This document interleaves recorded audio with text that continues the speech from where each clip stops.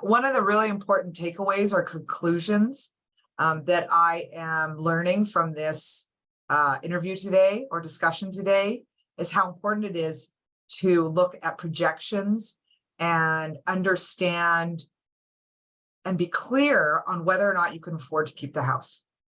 Yeah, it's really important to have an early conversation with a mortgage professional, even before you sit down for your first kind of collaborative conversation, just to understand what numbers look like and what the reality is.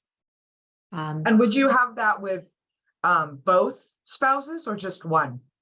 Usually it's one that reaches out to me. I sometimes work with both sides, and I can do that. I obviously can't talk about what we're talking about on either side, but just to really run the numbers and say, okay, this is what the reality of owning, this is how much of a mortgage you can afford and what the math looks like for you.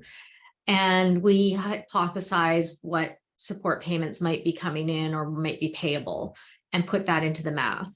And those are important conversations, I think, before people sit down to decide on the agreement, because there's no point negotiating for something that on paper doesn't work down the road, right?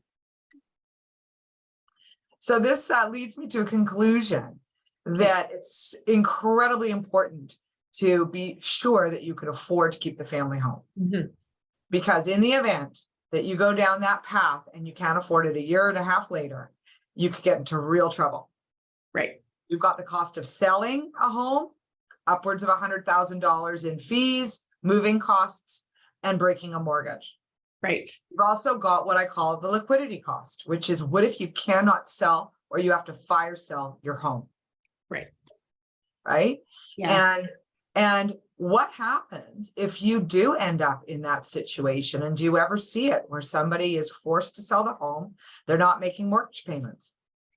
Is it happening?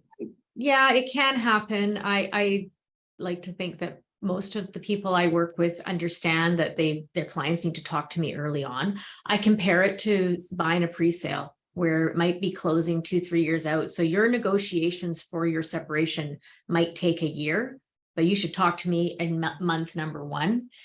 And if it happens that it does have to be fire sold or something down the road, we can talk about, there's little strategies if there's some money in the bank to help lower that mortgage penalty, for example. Mortgages have prepayment privileges. So if there is some cash to pay down the mortgage before the sale and the payout, that can help lower the penalties. But we never want to see people get into that situation. We try to work proactively early in the process to prevent that from happening.